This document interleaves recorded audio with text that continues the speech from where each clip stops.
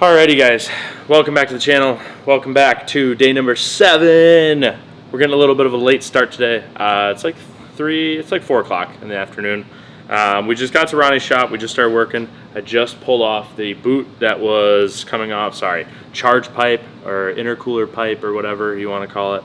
I pulled the one off that we kept having problems with, and here she is. So we're gonna get some close-ups of the turbo so you guys can kind of get a better gist of it. But basically what's going on is the turbo is mounted behind the motor and the turbo faces down. So the charge pipe exits going to the floor, and then it kinks at this 45, and then the intercooler pipe right up here has another 90, and then it goes forward towards the intercooler. The biggest problem we're having is this top piece that slides up onto the Garrett turbo. It pops off. We're not going to be able to redesign kind of the pipe and everything right now, purely because we don't have the tools. But for now, it's purely trying to do the best Band-Aid job we can. And I'm still pretty confident in it. I call it a Band-Aid. I'm still pretty confident in it. We're either going to use double clamps and having them opposed like that so that they torque down, equally, or we're going to go back to like a T-bolt, T-clamp. I don't know what you would call them. So that's what's going on today, and we got to get after it because we got a lot of work to do. It's already 4 o'clock in the afternoon. So to start it off, first thing we're going to tackle is the intercooler pipe. We're going to try and make this a better fit.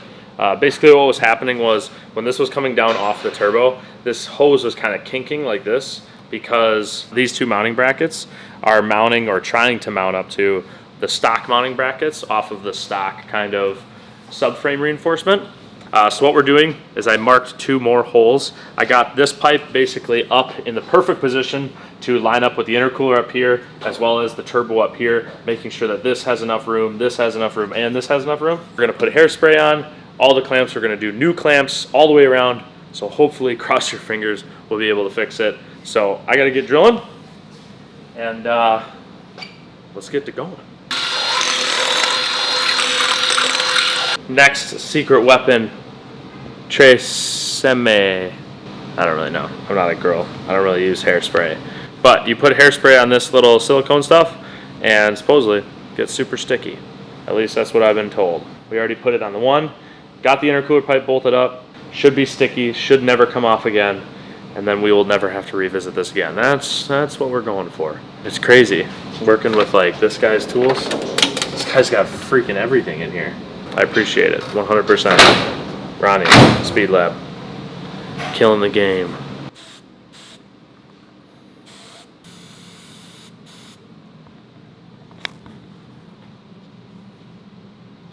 Okay, so we got everything hooked up. We got new T-bolts from Ronnie. He hooked it up again. We put hairspray on everything. Watch, ready? Thing does not move.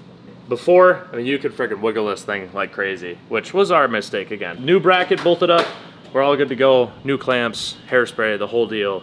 We should be good. We're gonna lower it down. We're gonna look at the tune a little bit. The big thing is the oil cooler. It didn't show up today, which kind of sucks, but luckily Ryan's gonna be around just at least to pick it up. We start racing for Laguna next week. I think Thursday is when practice is, and then Friday is when we start competing. So we got time, but it would have been nice.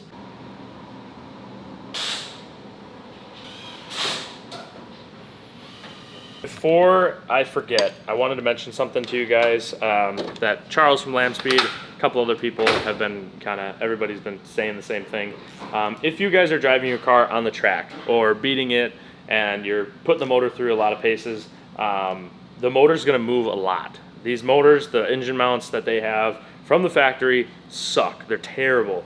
A lot of times even we miss shifts with the sequential because the motor rocks so much, and we have the cable that runs through and everything that connects the handle to the actual trans, and it actually will like bind and miss a shift from like first and second because the motor jolts so much. Bolt checking the suspension is always a good idea, but we also bolt check the engine mounts. So these engine mounts bolt onto the side of the chassis, but then they also have a bolt down here, and then they have the 3 bolts that bolt on this side. Of course, the trans has its own kind of package with everything. But the big thing is making sure that all of these bolts still stay tight. We Loctite all of them because they do come loose. We've had all 3 or 4 of those bolts back out and actually mar up the top of the trans because they all backed out and it just got loose. So if you guys are bringing it to the track, remember, check your freaking engine mounts. Oh, it smells wonderful.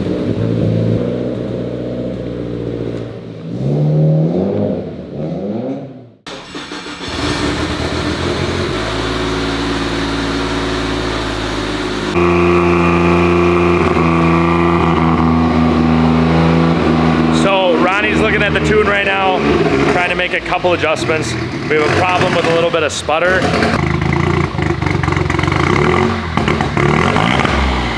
I don't know why it's happening like that. That burble, that ba ba ba ba ba ba ba at idle and like kind of low speed stuff. Because right when we entered the map in, right when we dropped the boost down, put the new map on, it had no issue driving around the pits. It had no issues at all. And then it's slower on towards the end of Sunday. It just got worse and worse and worse. So. Who knows? We might try and reflash the other map on that we didn't have any troubles with. It just ran too much boost and kept blowing the pipe off, but we might just run it and then maybe turn the boost down just a couple PSI versus like 10. We'll let him work for a little bit and see what he comes up with. All right, so pull the spark plugs because just to make sure they weren't fouled out or anything, which would kind of cause the sputtering. So you guys can see we got a nice, good, crisp line at the top on the actual like piece. They are a little bit of black around the outside. It had some oil in it, which makes sense. When we took the vacuum line off of the brake booster, we never actually capped the line, and that line runs off of the vacuum pump that runs off of the exhaust cam. Now, we never capped the line, so the vacuum pump was actually just sucking air in through the brake booster hose and then pressurizing the head and pushing oil through everything and then making everything burn a lot of oil. Didn't actually hurt anything, luckily. We took a long time to figure that out, multiple weeks actually, of why is the car smoking a shit ton. So we got that figured out. That's why the plugs and stuff have a little bit of oil on them. And don't get me wrong, motor's a little bit loose. It's a race motor. Expecting stuff to be oily, it happens. I still don't know if we're gonna drive the car tomorrow morning to go to a car meet or not. We might just rely on Sam from yesterday's video with that sweet matte blue Corolla, because I don't know if I really want to drive this thing like 3 or 4 hours around LA and not having our truck and trailer with us. So I don't know. What do you think? Would you want to sit on the side of the highway for a couple hours? The roads and what I've seen around here. That is true. One thing that I did not expect coming to LA was the fact that you guys got some bunk roads, dude. Adam was literally editing in the passenger seat. He got pissed because he was like, I can't take it with these roads anymore. He's trying to type and, boom, like, yeah, they're bad. I'm having to restrap the car down, make sure everything's good, like every single time I get out of the truck. So, what I was telling him. I missed it. Yeah, it's all right. I'll explain it again. So, 2 things that we just, we're trying to make sure that he can actually drive the car and not have this hiccup thing.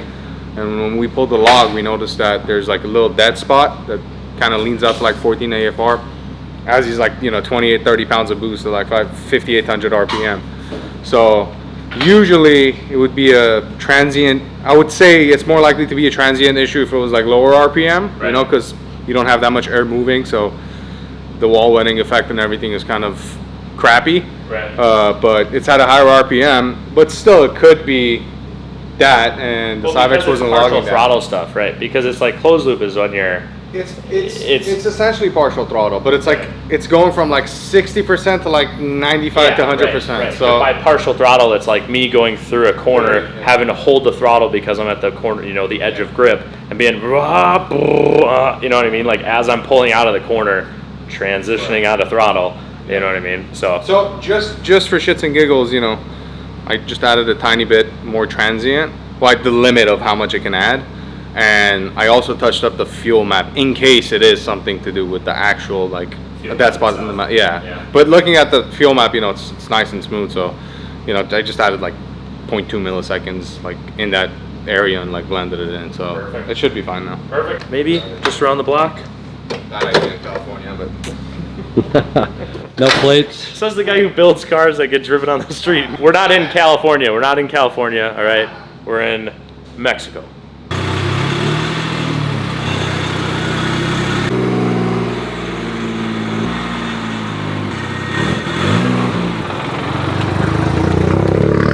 Yeah, much better than last night. a weird breakup, almost like coils weren't like firing. It was weird. It's like Yeah, I don't know. It is weird. It Well, sounded that's why weird. I thought it was fuel, right? Like it feels like it's like somehow just not firing correctly. That's what it seemed like, and I don't know, man. It warmed up for like a minute, and it's good now. And I'll get a laptop tomorrow, I swear. I've been saying it in the videos literally for 3 days. I've been saying we're gonna go buy a laptop today. So tomorrow we really will go buy a laptop. Actually, don't cheap out on a laptop. Get a good one. Yeah. Get an XPS. It's probably gonna be. You're still the thing with the XPS is that you're gonna need the the USB-C connect. Yeah, that's fine though. That's fine. Cool. Well, I appreciate it, bro. Absolutely, We'll brother. see you maybe tomorrow. Sounds good. Maybe tomorrow for that oil filter, and then the merchandise is actually getting shipped here. Tomorrow? Maybe Saturday. Okay. I'm here, so. Either way.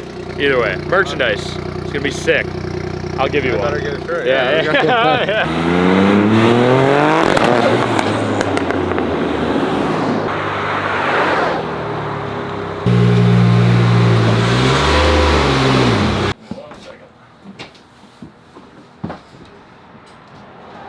This is what happens, okay?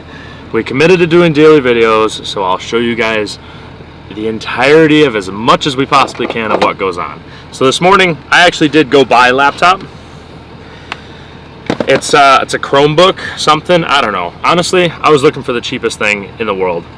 I download all the Cyvex stuff on it, and guess what? It won't open it, because this runs Chrome OS versus Windows. And it was a rookie mistake on my part, 100%. But I threw away the box because I was so confident right away. I threw away the box in the garbage right outside the door at Best Buy. I just had to stick my arm entirely down a dumpster to get this box, which was pretty funny. And one guy definitely gave me a weird look. If you guys do need any tuning, anything, Cyvex tuning, BMW, the new G80 BMWs, he started tuning those. He had one in the shop the other day. It was super sick. So if you guys need any tuning and you're in Los Angeles area, SoCal, hit up Speed Lab. Ronnie, great guy, really helped us out, and he literally is a pivotal point of us racing at Laguna next week. So do me a favor, go support him, follow him, Instagram, something, whatever. I appreciate you guys. I'm gonna go return this laptop. I love how I told you. Look at immediately. I caught you doing it.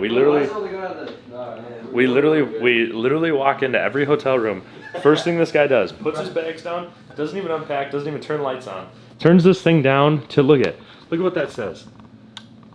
This guy literally will see how low they go and then be like, 65 is a good number, you know.